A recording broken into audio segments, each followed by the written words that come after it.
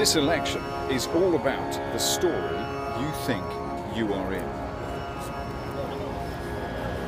If you have a UK passport, you're part of, well, this reasonably impressive story. Impressive by virtue of scale and long-standing, also what it represents. Still a fighting chance for democracy as one of the oldest operating, however shakily, but entrenchedly in our culture today.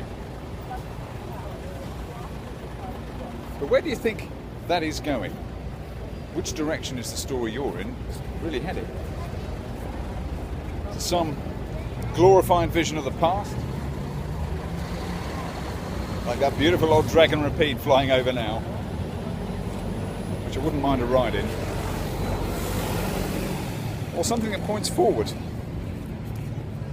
A word abjectly missing from our modern dialect in politics is a word that's quaintly old-fashioned now because it's so 20th century. Progress. Progress. Became a kind of mindless thing about just going forward no matter what, who cares where. But aren't we even going forward at all at the moment? All our stories seem to be pointing firmly backwards. Had some vague sense of tradition. And everybody's fighting for what they think is true Britishness. Well, that's election time, isn't it? Everybody does it, for whatever nation you're in at the time. But didn't Britain used to be about progress? Engineers and problem solvers. We call on the memory of the Second World War ad hoc to try and bind us together with some sense of this British identity. And we refer to all the innovation of wartime that only wartime can catalyse to quite such a degree. But which of our politicians, asking for our votes, actually has a vision for the future? Something beyond all that. I have to say, for me, I don't hear it from any of them. Apart from the Greens. Only the Greens seem to be painting a positive vision of what needs to happen and could happen. They're tolling a very gloomy bell. They're also painting the most exciting, inclusive, holistic vision I can hear, I can see.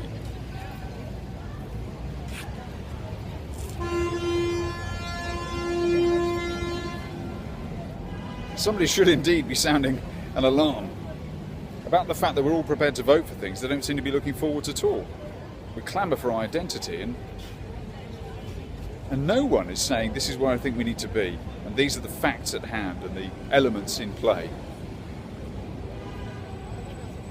Jeremy Corbyn at least points in a human direction, much more forcefully than a Conservative one, because to me the Conservative view is going to send us back to a fiefdom.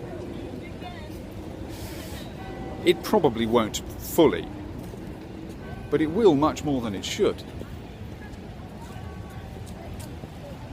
Techno-fiefdom. You heard that phrase here first, possibly, if you've not heard it already. Where giant corporations end up with far too much influence that essentially dents our democracy. Well, ask yourself, which of our politicians are likely to sell most of what we have in common as shared national assets to private parties whose bottom line is just that, the bottom line, the shareholders. Who are they? Are they people? No, they're just in that context, they're just this word. For me, this is all about the story I think I'm in, and the story you think you're in. You are tacitly giving your support to a story when you vote, the one you want to be part of.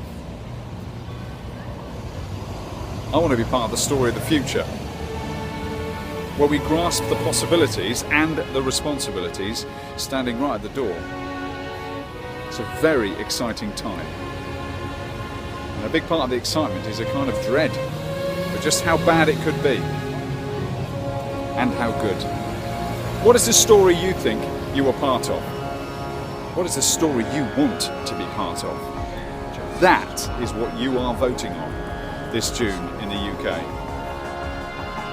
Think hard.